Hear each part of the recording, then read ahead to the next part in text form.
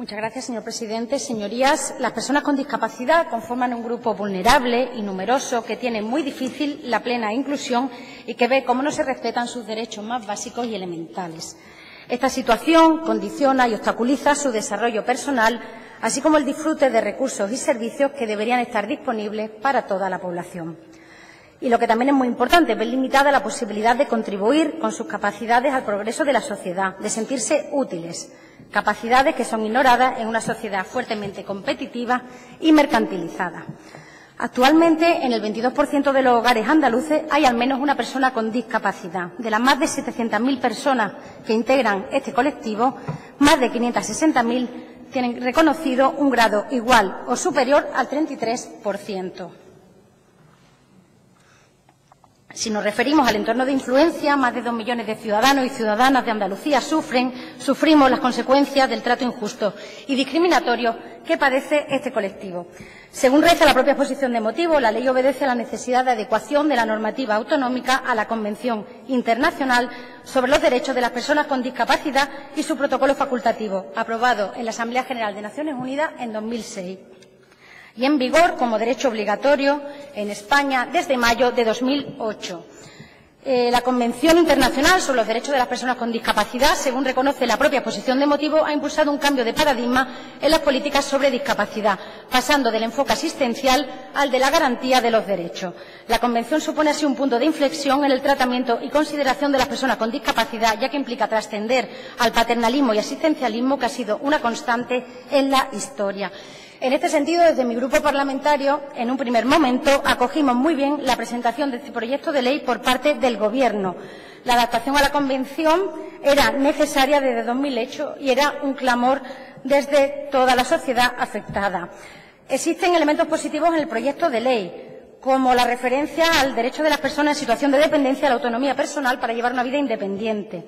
También el reconocimiento que hace el texto de la situación de especial vulnerabilidad que padecen las mujeres y niñas con discapacidad, o la posibilidad de establecer una reserva de un 3% en las plazas en los cursos de formación que organice la Administración de la Junta de Andalucía, el 5% en los cursos de las escuelas taller, etcétera. Sin embargo, tengo que decirle, consejera, que a poco que se profundice en la ley, afloran a nuestro juicio los problemas, que son básicamente dos y de gran entidad. El primero guarda relación con el carácter de la norma, muy ambigua, programática, declarativa.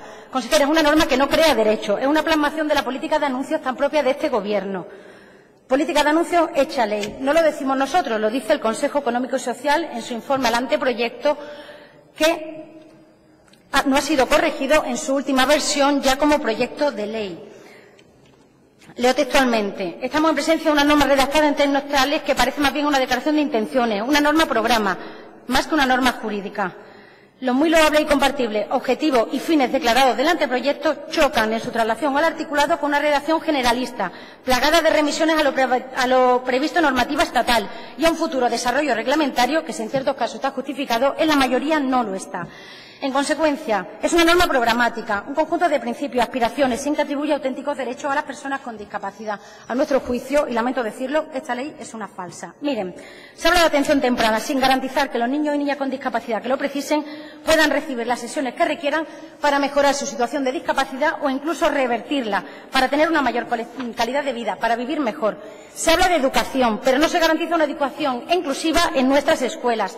No se dice que nuestros hijos e hijas tendrán los apoyos necesarios para ser atendidos en sus necesidades más básicas, como ir al baño o desayunar, y qué decir de todos los apoyos necesarios para que su educación sea lo más normalizada y provechosa posible. Se habla de salud, pero a lo máximo que se alcanza, el máximo compromiso es, y lo textualmente, las administraciones públicas de Andalucía, para garantizar el derecho de salud a la salud de las personas con discapacidad, establecerán programas y actuaciones específicas para promover su nivel más alto posible de salud y bienestar, prevenir situaciones de discapacidad o su agravamiento. En el tema del empleo, uno de los mayores problemas del colectivo, con el 80%, repito, el 80% de desempleo en las personas con discapacidad en Andalucía, a lo máximo que llegamos es a un plan de empleabilidad de las personas que se aprobará no sé cuánto, conforme a un protocolo, conforme a una orden, conforme a un decreto que llegará en algún momento, pero que todavía no vemos. En cuanto al empleo público, lo mismo, se establecen medidas necesarias conforme a la legislación que ya está vigente y que no se está cumpliendo. Servicios sociales, fundamental en el caso de personas con discapacidad en un sector con el 80% de desempleo, abocadas muchas de ellas a la exclusión. Leo textualmente: la comunidad autónoma podrá establecer prestaciones económicas de carácter periódico, podrá, pero no lo hace. En definitiva, señorías, este proyecto de ley que pretende convertirse en la ley de derecho y atención a las personas con discapacidad en Andalucía no garantiza la atención temprana que requieren los niños y niñas con discapacidad, no garantiza una educación inclusiva en la que se tenga en cuenta no solo la necesidad de adaptación curricular y de recibir los apoyos pedagógicos necesarios, sino que ni siquiera garantiza a los niños y niñas, a nuestros hijos e hijas, que tendrán las necesidades básicas cubiertas. No garantiza el cuidado especial de su salud, no garantiza la formación del empleo y no garantiza el empleo. Esta ley, siento decirlo, es un anuncio, es un eslogan, nos parece una farsa. Y, en segundo lugar, y no es un problema menor, no lo es, las medidas que se establecen, cuando lo hacen en el propio texto, dependen de la existencia de recursos suficientes, de disponibilidad presupuestaria. Les pongo un ejemplo. El artículo 61. Las administraciones públicas de Andalucía y sus entes instrumentales realizarán las actuaciones precisas para la plena efectividad de lo previsto en esta ley y, de acuerdo con sus competencias, destinarán los recursos necesarios para que los derechos enunciados se hagan efectivos en el marco de las disponibilidades presupuestarias y de la sostenibilidad financiera. De esta manera, el proyecto de ley manda un mensaje desolador. Las personas con discapacidad podrán disfrutar de sus derechos en la medida en que la disponibilidad presupuestaria lo permita, solo entonces. Derechos que paradójicamente no se recogen en la ley, sino que dependen de infinidad de planes, protocolos, programas, órdenes y decretos que haremos no sabemos qué administración, quiero decir de qué color político, que se dejan en blanco y que tampoco sabemos cuándo se harán. Y mira, señoría, no nos extraña porque lo hemos visto con la Ley de Servicios Sociales, en el que las prestaciones garantizadas no lo eran porque dependían de la disponibilidad presupuestaria. Y ahora esta forma de legislar, nueva, de hacer políticas, se traslada a un sector como este, al de las personas con discapacidad.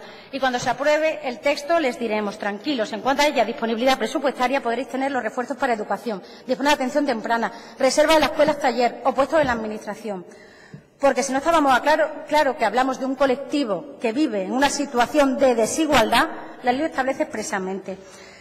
Y les digo una cosa, señora consejera, señores del Consejo de Gobierno, señoría, los niños y niñas con discapacidad no pueden esperar a que el decreto de atención temprana funcione, no pueden esperar la disponibilidad presupuestaria para que haya monitores en las escuelas o para que haya L o haya PTs, no pueden esperar a recibir formación para el empleo porque ya están en una condición de precariedad tal que no tienen empleo y no pueden prepararse para competir en un mercado laboral difícil que se ceba con el diferente, con el que tiene unas capacidades diferentes. Para nosotros este texto es una oportunidad perdida, es un quiero y no puedo. La única razón por la que en su día no presentamos una enmienda a la totalidad de devolución fue pensar que era necesario adaptarnos al texto de la Convención, que era un clamor entre los colectivos afectados por la discapacidad y que nosotros, bueno, pues no teníamos más que esperar el texto. A día de hoy lo lamento. A día de hoy, estudiando en profundidad el texto, lo lamento porque me parece que la Consejería no ha estado a la altura, el Gobierno no ha estado a la altura de lo que se espera de una ley de discapacidad en el año 2016. Y espero que su grupo parlamentario, que el Grupo Parlamentario Socialista, vea la importancia de esta norma, vea lo que el Gobierno no ha visto y admita modificaciones sustanciales en la norma. Si no, tengo que decir que todo este esfuerzo, lo siento, pero a mi juicio no habrá valido para nada. Muchas gracias. Gracias, señoría. Turno ahora para el Grupo Parlamentario Popular de Andalucía y en su nombre toma la palabra el señor Valero Rodríguez.